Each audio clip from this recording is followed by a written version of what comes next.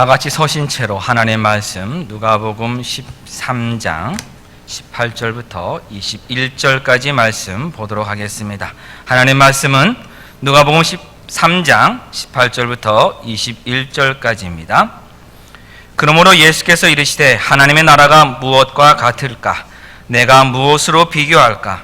마치 사람이 자기 채소밭에 갖다 심은 겨자씨 하나 같으니 자라 나무가 되어 공중의 새들이 그 가지에 깃들었느니라. 또 이르시되 내가 하나님의 나라를 무엇으로 비교할까? 마치 여자가 가루 서말 속에 갖다 넣어 전부 부풀게 한 누룩과 같으니라 하셨더라. 아멘. 착석해 주시기 바랍니다. 누가복음 13장 말씀은 예수님께서 십자가를 향해 나아가시는 사역, 예수님의 공생애라 불리는 그 사역을 시작하신 지 거의 3년여가 되었을 무렵입니다. 실제적으로 이제 다음 주부터 보실 말씀이 바로 13장 22절인데 이것이 예수님의 마지막 6개월, 예루살렘에 나가시는 6개월 여행을 의미를 하기 때문에 이때는 한 3년 정도의 시간이 흘렀다라고 지금 보고 있습니다.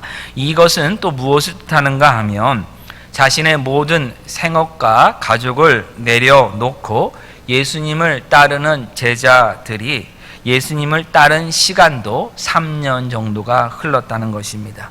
예수님의 제자들이 처음에 예수님을 따라다녔을 때, 그리고 예수님으로부터 12제자로 12사도로 택함 받았을 때 그들은 아마도 정말 기뻐했을 것입니다. 예수님이 가르치는 그 가르침이 이 세상 어느 누구의 가르침보다 더 권위가 있고 지혜가 있었습니다.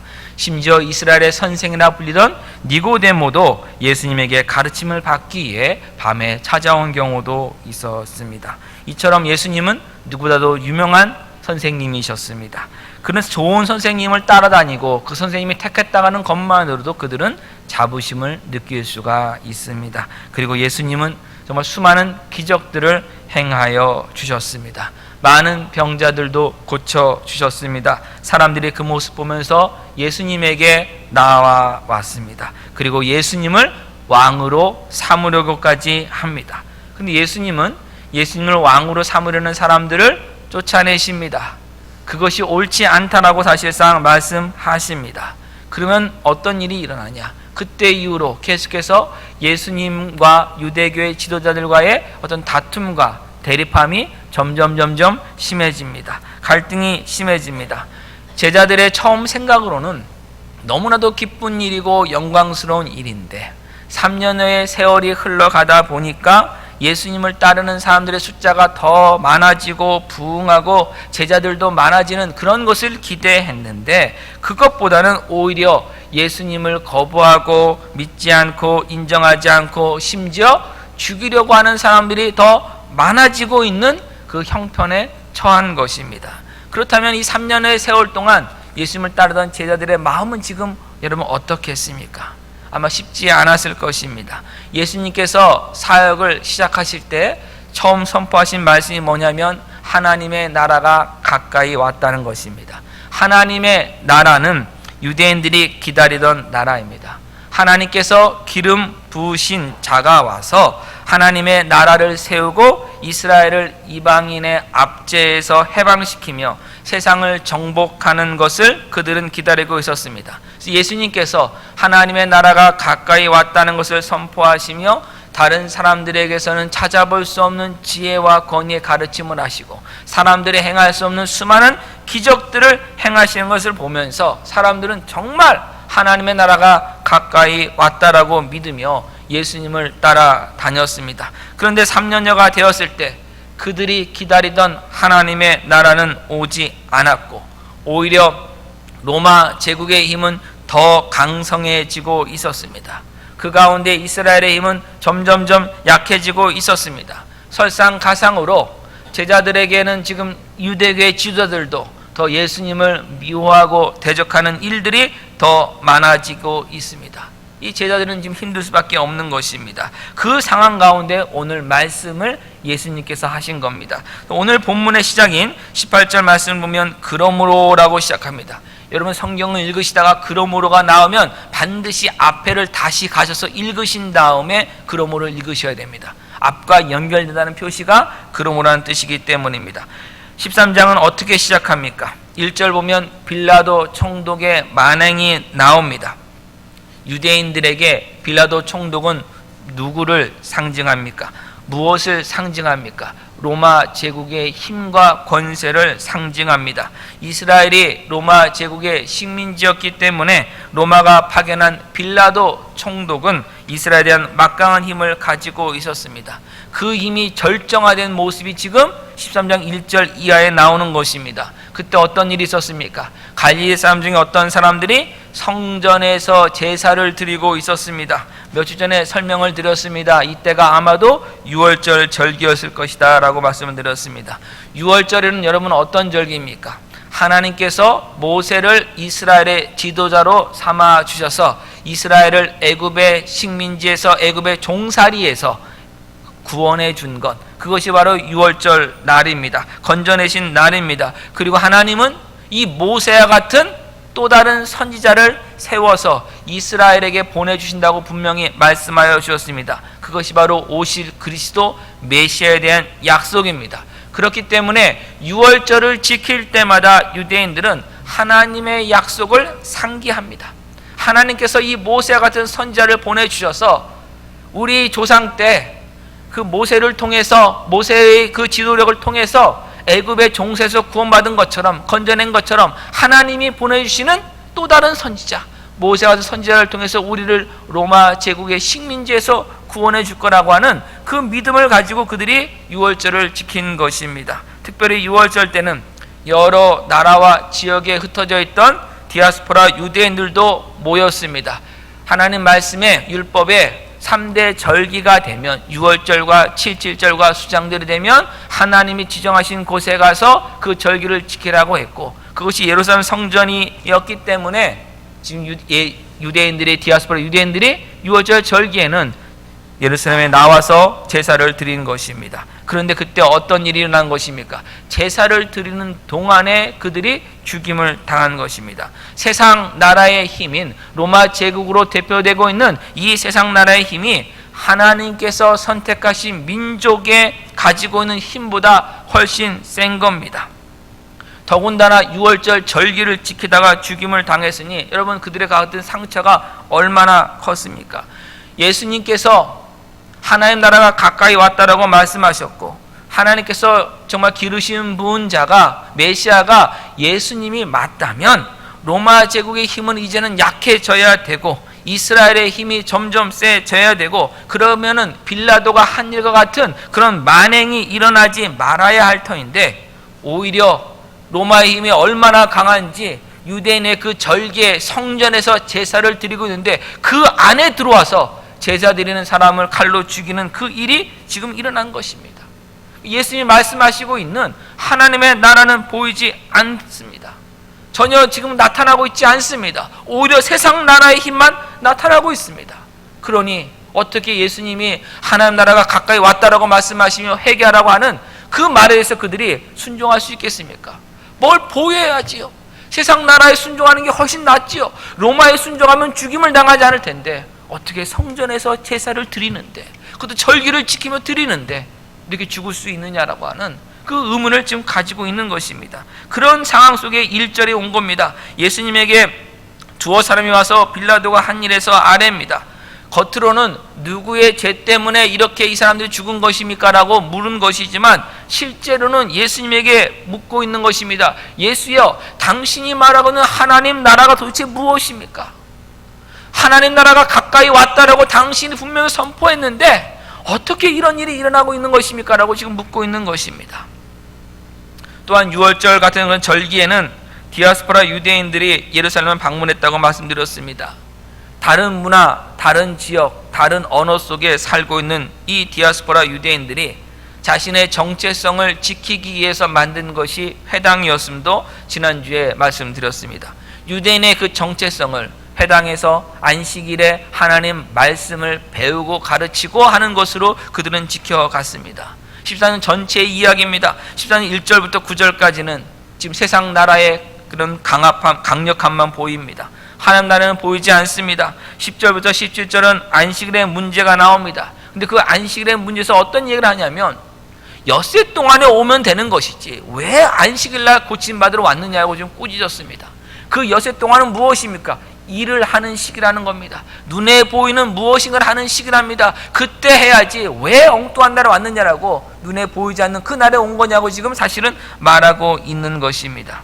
안식일은 바리새인들이 지키는 유대교의 그 전통의 우월성을 가장 잘 보여주는 날입니다. 그런데 그날에 예수님은 뭐라고 하신 겁니까? 바리새인과 유대인들의 지금 그 종교적 위선을 꾸짖으신 겁니다. 그러면서 그들이 하기 싫어한 일을 예수님이 오히려 하셨습니다.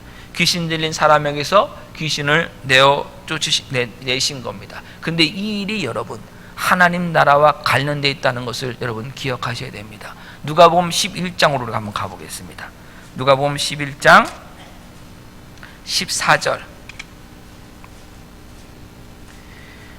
예수께서 한 말 못하게 하는 귀신을 쫓아내시니 귀신이 나가매 말 못하는 사람이 말하는지라 무리들이 놀랍게 여겼으나 그 중에 더러는 말하기를 그가 귀신의 왕 바알세부를 힘입어 귀신을 쫓아낸다 하고 누구의 영향을 받고 있느냐? 귀신의 왕의 영향을 받고 있다. 그럼 귀신의 왕이 예수님을 통치하고 있고 귀신의 왕의 힘이 지금 이곳을 통치하고 있다는 거예요. 그들은 자기들이 하는 말이 무엇인지 사실 모르는 거예요. 지금 이 장소는요, 여러분, 전체 모인 그 장소는 유대인들이 모이는 장소예요. 근데 그곳에 지금 귀신의 왕의 힘이 발휘하고 있다면은 그들도 지금 누구의 세력 안에 있다는 거예요? 귀신의 세력 안에 있다는 거죠. 자기들이 하는 말이 뭔지를 모르고 있는 겁니다. 16절. 또 더러는 예수를 시험하여 하늘로부터 오는 표적을 구하니 예수께서 그들의 생각을 아시고 이르시되 스스로 분쟁하는 나라마다 황폐하여지며 스스로 분쟁하는 집은 무너지느니라. 네, 18절 얘기합니다. 너의 말이 내가 바알세부로 힘입어 귀신을 쫓아낸다 하니 만일 사탄이 스스로 분쟁하면 그의 나라가 어떻게 서겠느냐. 단순히 귀신이 쫓겨나가는 문제가 아니라 이 문제는 하나님의 나라가 임한 것이냐 아니면 사탄의 나라가 지금 이것을 다스리고 있느냐의 문제라는 겁니다. 하나님 나라의 본질이 무엇인지를 예수님이 지금 말씀하고 있는 겁니다. 그래서 20절. 그러나 내가 만일 하나님의 손을 힘입어 귀신을 쫓아낸다면 하나님의 나라가 이미 너에게 임하였느니라. 하나님의 나라가 이미 임했습니까? 임하지 않았습니까? 임했습니다. 언제요? 예수님이 오셨을 때예요. 예수님이 지금 귀신을 쫓아낸 그 순간에 이미 하나님 나라는 누구 가운데? 너희 가운데 임한 겁니다. 근데 유대인들이 바라는 하나님 나라는 어떤 나라였습니까? 사탄 안에서 건져내는 나라였습니까? 귀신을 쫓아내는 나라였습니까? 아닙니다. 로마 제국에서 해방시켜주는 나라입니다. 눈에 보이는 나라입니다. 만질 수 있는 나라입니다. 정치, 군사, 경제적인 나라를 말합니다. 당시 그 로마 제국의 수도인 로마에는 신전이 있는데, 로마 신을 지킨 신전이 있는데 그곳의 대제사장, 다시 말하면 로마 제국의 최고 대제사장이 누구냐면 로마 황제입니다. 여러분 뭐 예전에 그 한국의 대통령이 북한에 갔을 때 김정은 그 당시 나와갖고 할 때 뭐 조선 뭐에 무엇이며 영도자시며 뭐 통치자시며 가지고 한 5분간인가 얘기하잖아요. 길게 뭐라고 소개하는 것처럼요. 로마 황제를 소개하는 문구 중에 하나가 뭐냐면, 공식 문구 중에 하나가 뭐냐면 로마의 최고 대제사장, 그것이 로마 황제의 공식 표어입니다. 공식 이 타이틀입니다. 로마 제국 황제라는 것은 이 정치와 종교를 같이 가지고 있는 사람입니다. 그 힘을. 그렇기 때문에 로마 제국의 힘이 있다는 것은 종교적 영향도 엄청나게 있다는 것이에요. 로마의 힘이 지금 이스라엘까지 지금 장악하고 있습니다. 현재의 모습은 그들이 말했던 것은 그게 아닌 거예요. 하나님의 나라가 이스라엘에 임한다면, 유대인에게 임한다면 예루살렘 성전이 최고의 곳이 됩니다. 최고의 힘을 발휘하게 됩니다. 다윗 왕가가 회복돼서 다윗 왕의 후손이 로마 황제보다 더 강함을 보여줘야 됩니다. 로마 군대가 이스라엘 땅에 활보하는 것이 아니라 오히려 정말 이스라엘의 군대가 로마를 활보해야 되는 것이에요. 그들이 말하는 물리적인 나라의 모습입니다. 그런데 예수님은 지금 눈에 보이지 않는 하나님 나라만을 이해하고 계십니다. 이것이 바리새인들의 마음에 들지 않은 겁니다. 유대인들이 바라던 나라가 아니기 때문입니다. 얼마나 그들의 마음이 답답했는지. 분명히 예수님은 계속 하나님 나라를 선포하시는데 실제의 삶은 그렇지 않으니까 바리새인들이 직접 예수님에게 와서 하나님 나라에서 묻는 것이 누가복음 17장에 기록되어 있습니다. 누가복음 17장으로 가보겠습니다. 누가복음 17장 20절, 바리새인들이 하나님의 나라가 어느 때에 임하나이까 묻거늘 예수께서 대답하여 이르시되 하나님의 나라는 볼 수 있게 임하는 것이 아니요 또 여기 있다 저기 있다고도 못하리니 하나님의 나라는 너희 안에 있느니라. 이미 그들 가운데 하나님의 나라는 이루어졌습니다. 그 나라가 지금 와 있습니다. 눈에 보이지 않게 와 있습니다. 이것을 기억하는 겁니다. 하나님의 나라는 눈에 보이게 임하는 나라가 아닙니다. 군대가 행진해야 되고 왕의 보좌에 앉아야지만 이런 나라가 아니라 눈에 보이지 않게 지금 임합니다. 그 임하는 장소도 예루살렘이 아닙니다. 로마가 아닙니다. 어디입니까? 너희 가운데입니다. 사람들 속입니다. 하나님의 백성 가운데 하나님 나라가 임하는 것입니다. 예수님께서 하나님의 나라가 가까이 왔다라고 말씀하신 것은 예수님이 사람들 속에 거하신다는 뜻입니다. 요한복음 1장 14절을 보면 말씀이 육신이 되어 너희 가운데 우리 가운데 거하시매라고 분명히 말씀하고 있습니다. 예수님 그리스도의 성육신은 실제적인 삶을 사셨다는 겁니다. 예수님께서 제자들과 같은 땅에 사셨습니다. 같은 공기를 마시며 사셨습니다. 같은 물을 마시고 같은 음식을 먹으며 예수님은 사셨습니다. 제자들이 살고 있는, 사람들이 살고 있는 삶의 현장 속에 예수님이 오셨고 거하셨습니다. 바로 그것이 하나님의 나라가 제자들 속에 임한 것입니다. 마찬가지로 지금 우리가 살고 있는 삶의 현장 속에 하나님 나라가 임했습니다. 지금 이곳에 하나님의 나라가 임했습니다. 여러분의 가정에 하나님의 나라가 임했습니다. 여러분의 생업의 터전에 하나님 나라가 임했습니다. 하나님의 나라가 눈에 보이지 않게 그곳에 지금 임하셔서 하나님이 다스리시고 계세요. 하나님이 통치하시고 계세요. 우리들의 마음속에 하나님의 나라가 임했습니다. 그것을 우리가 놓치지 말아야 됩니다. 삶의 모든 현장 속에 하나님의 나라가 임했다는 것을 우리는 항상 기억해야 됩니다. 예수님의 오심으로 하나님 나라가 보이지 않게 임했습니다. 그 모습이 당시에 귀신이 쫓겨나가는 것을 보였습니다. 왜요? 어둠의 나라가 아니기 때문입니다. 어둠의 세력이 하나님의 나라가 임한 곳에 머물렀기 때문에 귀신이 쫓겨나갔습니다. 환자들이 치유받았습니다. 죄가 용서받았습니다. 귀신, 병, 죄 이런 것들이 사람들을 짓누르고 있었습니다. 억누르고 있었습니다. 사탄이 억압하고 있었습니다. 예수님의 오심으로 하나님의 나라가 그곳에 임하자 그들이 그것에서 자유를 얻었습니다. 지금 우리에게 성령 하나님 임하십니다. 우리 안에 내재하고 계십니다. 우리 마음속을 지금 다스리고 계십니다. 여러분, 슬픔이 우리를 지배할 수 없습니다. 아픔이 우리를 지배할 수 없습니다. 하나님이 다스리십니다.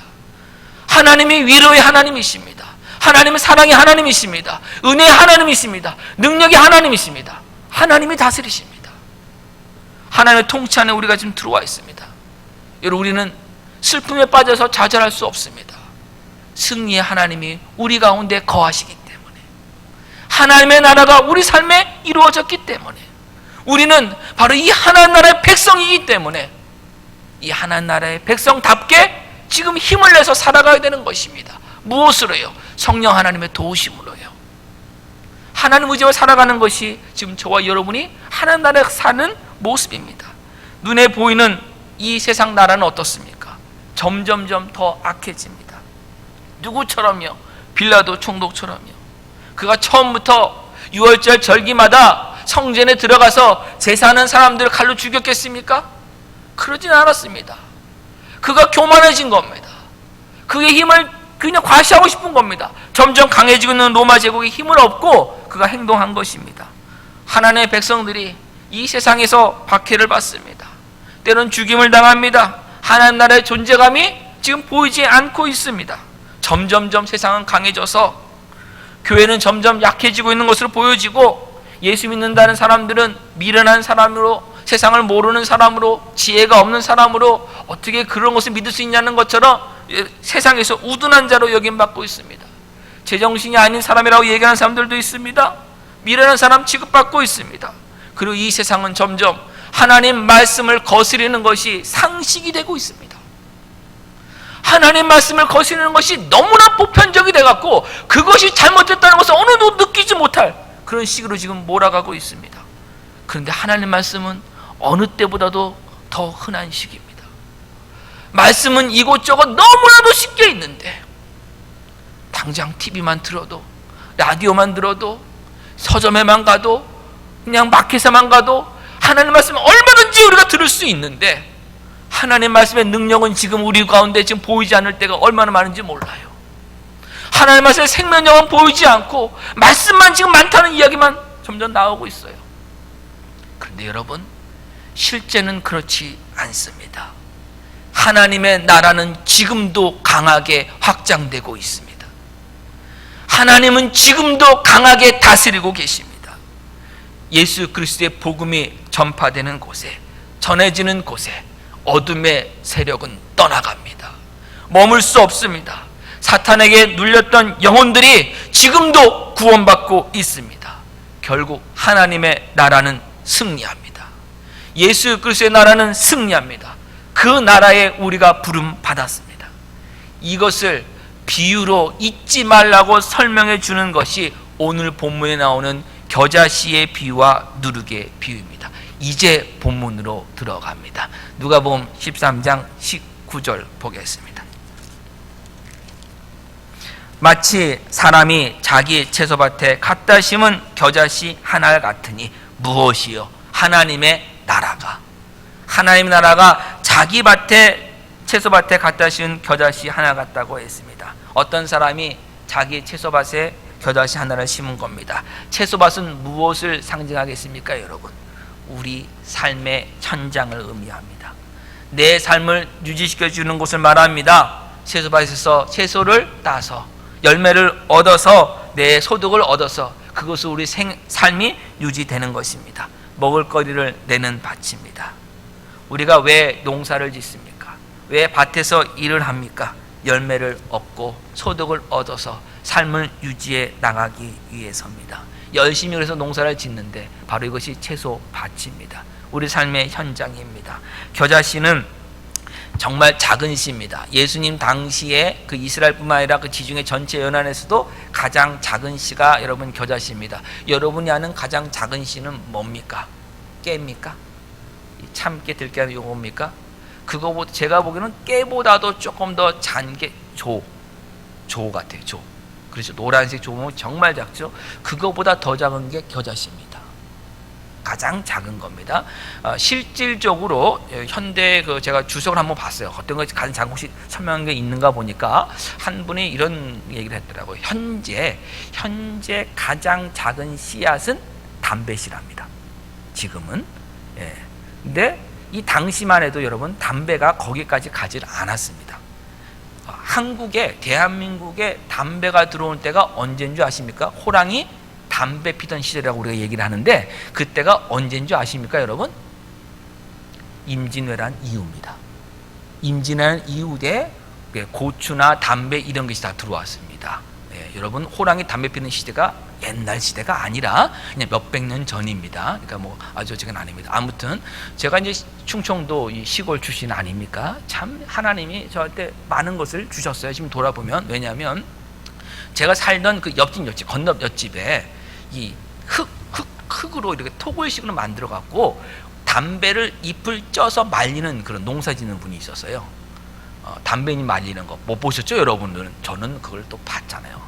봤는데 담배잎이 무지 큽니다. 이만합니다. 그거를 쪄서 말리면요, 그 시골 사람들은 참 용감해요. 정말 용감해요. 어떻게 하냐면 신문지, 만능 신문지. 옛날에 신문지는요 정말 만능해요. 화장지 대용도 썼고 책 이렇게 포장할 때도 썼고 뭐 만능해요. 고기 담을 때도 써갖고 심지어 고금에 그 뭐죠, 돼지고기 같은 거 보면은 검자 마크만 찍힌 게 아니라 이 신문 글자가 찍힐 때가 있잖아요. 이게 묻을 때가. 그리고 이제 신문지 요만한 조각으로 돌돌돌 말아갖고 이 담배니 부셔갖고 바로 피셨어요. 필터 없이.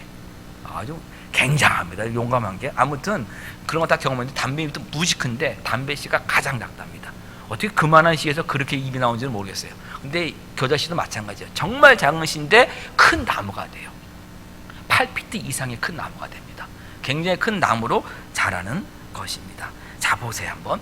그 작은 씨가 밭에 뿌려졌다고 한번 생각해 보세요. 한 알이, 그것도 딱 한 알이. 여러분, 밭이 우리 교회 본당만 하다 한번 생각해 보세요. 이 밭에 조 한 알이 딱 떨어졌다. 조 한 알 찾자고 하면 여러분 쉽게 찾겠습니까? 아니면 굉장히 힘들겠습니까? 엄청 힘들죠. 근데 아예 심어졌답니다. 땅 속에 들어갔답니다. 이거는 찾을래야 찾을 수 없는 거예요. 완전히 지금 숨겨져 있는 것이에요. 안 보이는 겁니다. 근데 하나님 나라가 지금 그 모습이라는 거예요. 이 세상 속의 모습이 우리 삶의 모습 속에서 지금 그렇게 숨겨져 있는 모습이에요. 발견도 안 되고 있습니다. 그런데 시간이 흘러 어느 순간에 오면 작은 싹이 하나 싹 올라옵니다. 그 싹도 이 밭의 크기에 비하면 너무나도 작습니다. 그런데 점점 그것이 자라서 나무가 됩니다. 큰 나무가 됩니다. 그리고 그 나무에 새들이 와서 깃들이는 거예요. 다른 이들에게, 다른 존재들에게 유익이 될 수 있을 만큼, 나눠줄 수 있을 만큼 그런 풍성한 나무로 자라는 것입니다. 물론 새들은 여기서 구약성경에서 말하는, 예언서 말하는 새들의 모습입니다. 무엇이면 이방 민족을 상징합니다. 이방 민족이 이스라엘의 안에, 나무 안에서 들어와서 복음 안에서 함께 화목하게 되는 그 모습을 지금 보여주고 있는 것이에요. 어찌됐든 간에 보세요. 밭의 크기에 비해서 겨자씨 하나의 크기는 상상할 수 없이 작습니다. 땅속에 들어가기 때문에 더군다나 보이지도 않습니다. 그러나 겨자씨 안에 있는 생명이 땅을 뚫고 나옵니다. 나무로 자랍니다. 이것처럼 하나님의 나라가 세상에서 보이지 않고 내 삶의 현장에서 보이지 않고 숨겨져 있고 힘이 없는 것처럼 보이지만 하나님 나라는 승리합니다. 하나님의 나라의 생명은 반드시 드러납니다. 여기서 한 가지 놓치지 말아야 할 것은 겨자씨를 땅에 심지 않고 가만히 책상 위에 두거나 아니면 정말 작은 씨라고 그 흰 컵 같은 데 넣어 놓으면 절대로 나무가 되지 못한다는 것을 여러분 기억하셔야 됩니다. 겨자씨는 어디에 심으셔야 됩니까? 여러분의 채소밭에 심으셔야 됩니다. 그리스도의 복음, 하나님 나라의 복음은 여러분의 삶의 현장에 심으셔야 됩니다. 구경하는 것이 아니에요. 심으셔야 그곳에서 생명을 발하는 거예요. 그리고요, 하나님의 복음의 말씀이 전파될 때 정말 역사가 일어나는 것은 뭐냐면, 내가 이 복음이 없으면 살 수 없는 죄인입니다를 고백하는 사람에게 복음의 능력은 나타납니다. 복음 없어도요, 제가 열심히만 노력하면, 착하게만 살면, 선한 일만 많이 하면 난 천국 갈 수 있어요 라는 사람에게는 복음은 능력을 발휘하지 않습니다. 복음은요, 밭을 갈아서 그 밭 안에 씨를 심은 사람만이, 심겨진 사람만이 능력이 발휘됩니다. 여러분의 심령에, 여러분의 그 완악함에 하나님께서 기경하십니다. 성령으로 기경하십니다. 그리고 복음의 씨앗을 심으십니다. 그때 여러분의 입으로 고백합니다. 하나님, 저는 하나님 앞에 죄인입니다. 여러분이 하나님 앞에 내가 하나님 앞에 죄를 졌습니다. 그 고백하는 것, 하나님의 복음의 생명의 씨앗이 열매를 맺어가는 그 과정 가운데 일어나는 겁니다. 그냥 내가 뜻으로 일어나는 것이 아닙니다. 하나님의 나라가 그곳에 지금 임하였기 때문에 일어나는 일이 여러분이 회개하는 것이고 믿음으로 하나님 앞에 나오는 것입니다. 그러면 지금 여러분의 밭은 어떻습니까? 여러분의 삶의 현장은 지금 어떻습니까? 그 채소밭 혹시 놀리고 계시지 않습니까? 아니요, 목사님 얼마나 바쁜데요.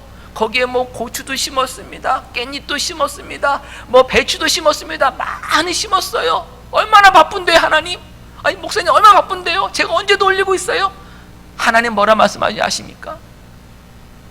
그곳은 네가 심은 모든 채소는 너의 입을 즐겁게 하고 너의 배를 채워주는 것이지 복음은 아니다는 겁니다.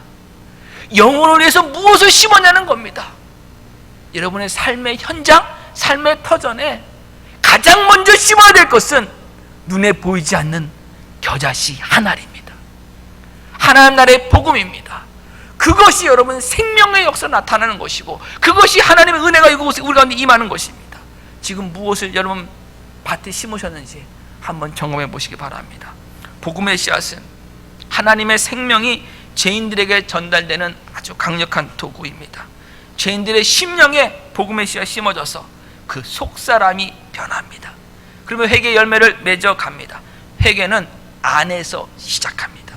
외형이 변하는 것이 회개가 아니라 회개의 가장 근본은 안에서 변하는 겁니다. 속에서 변하여 그것이 밖으로 드러나는 것, 그것이 회개입니다. 안에서 시작되는 것입니다. 겨자씨를 어떻게 심어야 잘 심었다라고 말할 수 있을까요?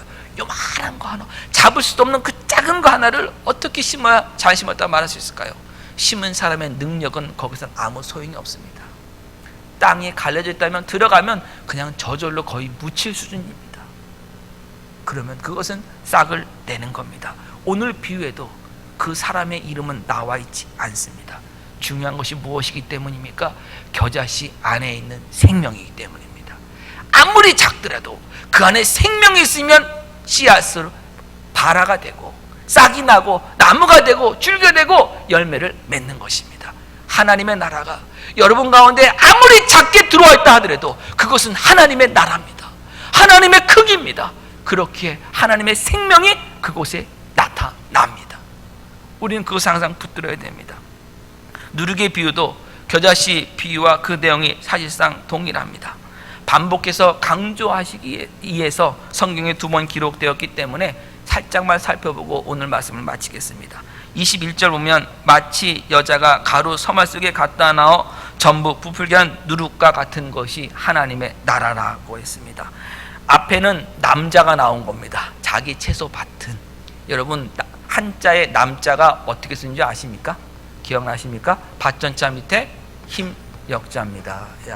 지금 시대하고 많이 달라졌습니다. 여러분 지금 시대 다르기 때문에 그대로 말씀하지 마시고 예전에 지금 말한 겁니다. 남자는 밭에서 일하는 거고 그 다음에 여자분은 집에서 뭘 해야 됩니까? 21절 뭐 하는 겁니까? 가루 서말 속에 누룩은 어디서 넣어야 됩니까? 밭에서 넣어야 됩니까? 집에서, 부엌에서. 옛날 얘기예요. 옛날 얘기예요. 요즘은 좀 달라졌어요. 분명히 달라졌습니다만은 얘기하는 것이 무엇이냐면 삶의 현장이라는 거예요. 이 자체가. 여러분 부엌 속에 하나님의 나라가 임했습니다. 믿으십니까? 아멘이 안 나오잖아요. 이거 보세요. 그래서 이게 나오는 거예요 지금. 자 볼게요. 여러분이 설거지하는 그곳에 하나님의 나라가 임했습니다. 문제입니다. 문제예요. 지금 심각한 문제예요. 이게 반복이 10번 돼야 되는 문제예요. 이건 지금 뭘 얘기하냐면 내가 하고 있는 일이 아무리 사소해 보인다고 하더라도 그곳에 하나님이 함께 하십니다.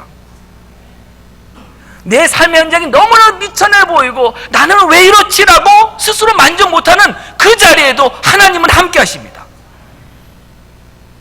지금 그 얘기를 하고 있는 거예요.